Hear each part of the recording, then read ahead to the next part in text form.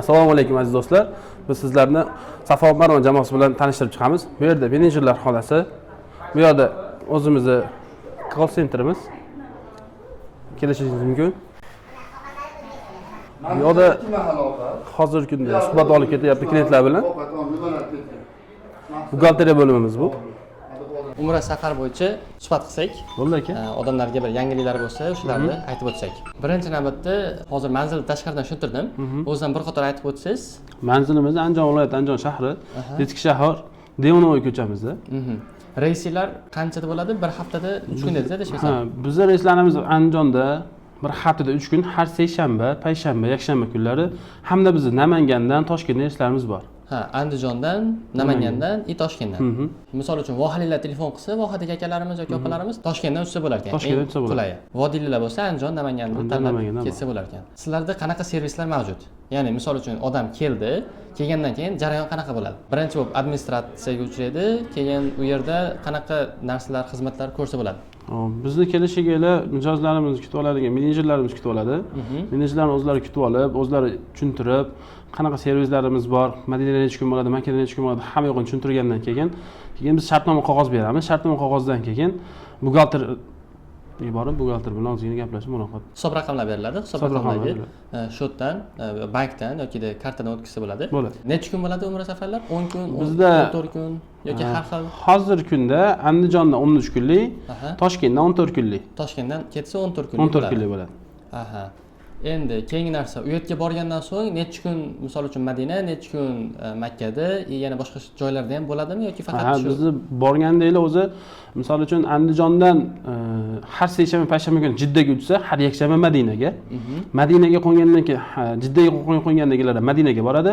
Madinada 2 kunduz, 3 kecha bo'ladi. Madina sayohati, Makka sayohati bo'ladi. Madinada Xurmo bog'i, Qur'on bosmaxonasi, Uhud tog'i, Qubo masjidi hamda Ravzaga olib kiriladi. Madinada 2 kun, 2 mahal taom beriladi. Shunaqa. Makkaga borgandan keyin? Makkaga borganda Makkada 11 kun, Makkada 3 mahal o'zimiz o'zbek milliy taomlar, o'zimizni asakali, o'zimizni anjancha inshaalloh taomlar bo'ladi.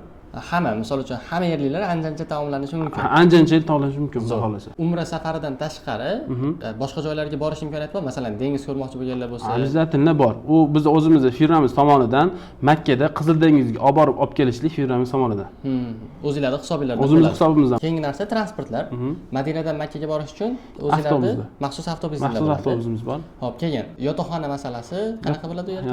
Madinada 200-300 metr uzoqlikda bo'ladi. Makkada uzoqligi 2 kilometr uzoqlikda, piyoda yursa 1.6, 1.8 kilometr uzoqlikda bo'ladi.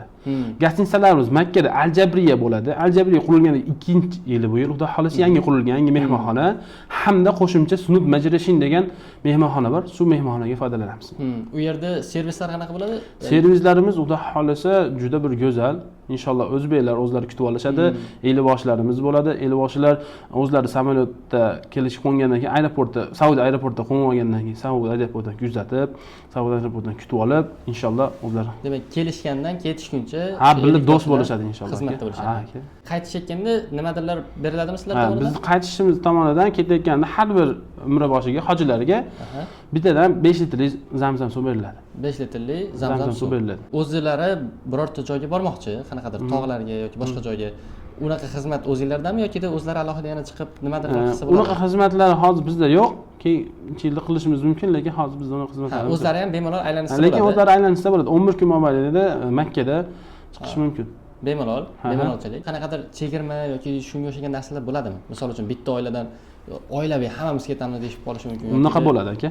Bitta oilada, misol uchun biz oilamiz 5 kishimiz, 4 kishimiz, 10 kishimiz shunaqa bo'lsa chegirma asosida qilib beramiz. Xudo xolasa chegirmalar bo'lar ekan. Endi narxlarni ham bir qator aytib o'tsak, masalan, to'g'ri, sizlarning sohalarda narxlar o'zgarib turadi. Bugungi kundagini aytaylik. Misol uchun bilib bo'lmaydi, ertaga qanaqadir ko'tarilib qolishi mumkin yoki tushib qolishligi mumkin. Hozir kunda Andijondan uchadigan reyslarimiz $1,050 dan qilib beryapmiz. Hozir shu sanalarga. Xudo xolasa narxlarimiz lekin o'ynaydi. Misol uchun Ramazon payti narxlar o'zgaradi. Yanvar oyining oxiriga, fevral oyiga boshlangan narxlarimiz o'zgarib turadi. Taxminiy, misol uchun Ramazon sezon kelyapti, qancha bo'lib qolishligi mumkin taxminan? Endi uni ham bilmayman. Taxminan hozir kunda boshi birinchi 10 kunligi 1100 bo'ladi, ikkinchi 10 kunligi 1200. Qadr kecha hayit namozini o'qib qaytib kelishiga 1400-1500 atrofida chiqadi. Ha, Endi haligi hoji bo'laman deganlar shu vaqtda ketiladimi yoki Qurbon hayitida ular? U Qurbon hayitda bo'ladi, hoji. Hojilik bizda hajiga yo'q, faqat umra safari bo'ladi. Umraga borishadi. Endi hayit namozini Ramazon hayit bo'ladi. Ramazon hayitini u yerda o'qib kelishadi. Ha, zo'r. Taxminiy hozir bitta oiladan 5 ta odam chiqdi.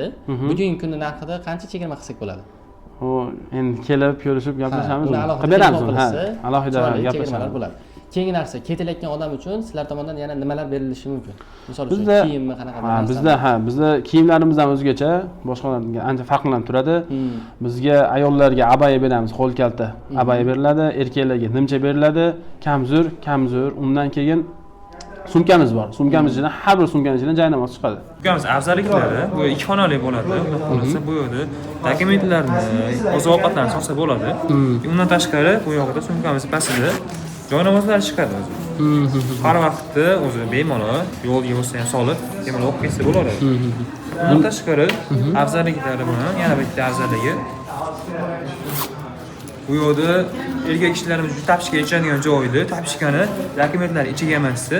Bu yoqqa solsa bo'ladi, bemalol alohida xonasi bor buni. Bu tapishkalar uchun ekan. Tapishkalar uchun bemalol. Boshqa oyoq kiyimlarga ham solsa bo'lar ekan. Ha, asosan tapishka kiyadi, ha. Xudo xolasa bemalol shuni anaqa qilsa bo'ladi. Hop, bunisi nima endi? Bunisi abaya bo'ladi, ayollarga. Ha, bu sumka ayollar. Erkaklarga ham shunaqa rang bo'ladi. Erkaklarga ham shunaqa bo'ladi. Lekin bunisi yo'q bo'lmaydi. Faqatgina abayasi bilan nimchasi farq qiladi xolos. Ha, bu erkaklarga qo'limdagi. Ha, qo'lingizdagi erkaklar. Ha. Bu ayollarga bo'ladi, abaya bo'ladi. Ha, bu sumka bilan maxsus beriladi. Ha, maxsus beriladi. Mana bu tarafda erkaklarga buniki ham bitta qanday chiroyli ko'rsatib qo'ysak, kiyib ko'rsatsangiz ham mayli. Bo'ladi. Mana ajoyib qora rang turar ekan. Bu juda chiroyli. Bu yoqda pasportlarni, boshqa narsalarni, kerak narsalarni solsa bo'ladi bemalol. Zo'r. Pastda ham sho'rtaklari bor ekan. Ha, xudo xolasa. Bo'ldi, rahmat katagan. Boshqalardan ajralib turadi ancha. Zo'r. Rahmat. Bizda ehromlarimiz ham bor. Ehromlarimiz har xil momiqi, paxtasi zo'rib ehromlarimiz. Bizda 2 xil ehromimiz. Bitta bunaqasi. Bunisi sal hamyonroq ehromimiz xudo xolasa. Ehromlarimiz 2 xil bo'ladi. Inshaalloh. Hamda yaxtaylarimiz ham bor. Erkaklarga yaxtaylar. Ko'chadan xarid qilib o'tirib, o'zimiz kelib, ishingizni bitirib ketaverasiz. Bu narsamiz ehromning kamarlari. Ha, tushib ketmasligi uchun kamari. Cho'ntaklari bor hamma yo'q xudo xolasa. Ishimiz 100% bizda bitib ketadi. Kelasiz, paket sotib olasiz, bizga sovg'alarimizni beramiz hamda shu yerdan ehromini, liboslarini olib chiqishingiz mumkin.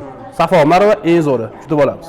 Demak, asosiy narsa ular ketayotgan odam kiyimini olsa bo'ldi ekan, qanaqadir kerakli tabletga boshqa narsalarni olsa bo'ldi ekan, u yoqqa yemoq-ichmog'i, hamma narsasi, kelib-ketish xizmatlari ham demak o'zingizlar hisobingizlar. Bordi-keldi biletlari, u yerdagi Madina sayohati, Makka sayohati. Shuni narx-nechida? Bizning vizamiz turist viza bo'ladi. 1 yil mobaynida Saudiyada 6 marta 14 kun oratib kirib chiqsa bo'ladi yoki 90 kun mobaynida yashash imkoniyati bor. 90 kun bittada. 90 kun bittada yashasa bo'ladi. Ha, kimdir qolib ketaman desa, qolib ketsa ham bo'ladi. Qolib ketsa bo'laveradi. Ha, yaxshi, zo'r.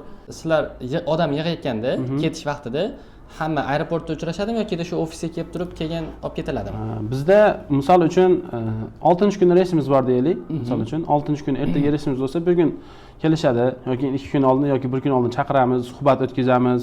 Yosh kattalar, yoshlar, oilalar hammasi kelib suhbat o'tkazib, o'zimiz tushuntiramiz hamma yo'g'ini. Umraga borgandan keyin qanaqadir narsa sotib olmoqchi bo'ladi. O'sha narsalarda tarjimon kerak bo'lib qoladi. O'zingizlarda shu narsa bormi yoki ular translator boshqa narsa qilib turadi? Yo'q, bizda o'zi elvoshlarimiz bor. Elvoshlarimiz xudo xolasa arab tilini bilishadi. Keyin u yerga borsangiz, o'zi bizni o'zbeklar qiynalmaydi. O'zbekchani ham tushunishadi ular. Hammasi o'zbekchani bilishadi. So'mni aytib turishadi. Narxni aytib turishadi. Xudo xolasa o'zbekchani bilishadi ular. Zo'r. Demak, umumiy ma'lumotlarimiz shular ekan. Yana birorta savoli bo'lsa, kommentariyada yozib qo'ysa, o'zingizlar ham javob berib turaverasizlar. Xudo xolasa javob beramiz. Tepadagi telefon raqamlari ishlaydi. Telegram, Instagram kanallari ham bor. Bor ekan. Bo'ldi, ularni ham opisiyaga qo'yib qo'yamiz. O'tib olasiz, xudo yangiliklarni bilib tursa bo'ladi. U yoqqa ham narxlari, boshqa narsalar bo'yicha ma'lumotlar joylab turasizlar. Bo'ldi. Keyingi narsa mana bitta ko'pchilik hali ishonchli, ishonchsiz degan narsalar bo'lib qolishligi mumkin. Bu yerda o'zingizlarda litsenziyalar ham bor ekan. Safo Marva litsenziyamiz bor. Ha, eng asosiy narsa shu bo'ladi. Eng asosiysi shu litsenziya. Agar litsenziyasi yo'q bo'lsa, demak u yoqda ishonch bo'lmaydi. Ishonch bo'lmaydi, qolib ketib qoladi. Xavf darajasi bo'ladi. O'shuning har doim ko'rayotganda litsenziyasini bilib turib qilish kerak. Keyingi narsa shu ofis bor. Masalan, boshqa joylarga telefon qildi. Jarayonni hali tushunishmaydi ba'zi odamlar. O'shani bir qator aytib qo'ysak, to'lovlar masalasi qanaqa bo'ladi? Misol uchun bank orqali shot raqam beriladi, bank orqali tushirilsa bo'ladi. Hammasini to'lovini qilib bo'lgandan keyin uchib ketiladi, to'g'rimi? Yo'q, bizda misol uchun qanchadir miqdorda zaklab berib turib, uchib ketishidan bir kun oldin chaqiramiz ofisga yoki aeroportda ko'rishganda aeroportda bersa bo'ladi. Ha, demak, ko'rishgandan keyin qolgan qismini to'lasa bo'ladi. Bersa bo'ladi, ha. Bo'ldi, unda yana ham zo'r bo'ladi. Endi hali zakat qancha bo'lishi kerak bo'ladi? O'shani ham zakat o'rtacha shu so'mni hisoblaganimizda bir 2 million 400 ming, 2,5 million atrofida bo'lishi kerak. Taxminan 20% cha bo'lar ekanda. Shunaqa $200 atrofida bo'ladi. 20% ni to'lagandan keyin qolganini ko'rishganda bersalar bo'lar ekan. Umumiy ma'lumotlar shular. Tepadagi telefon raqamlariga telefon qila olasizlar. Like bilan qanaqadir komment bo'lsa yozib qo'ysanglar, juda ham xursand bo'lamiz. Sog' bo'linglar, omon bo'linglar. Rahmat ketgan aka. Ishlaringizga baraka.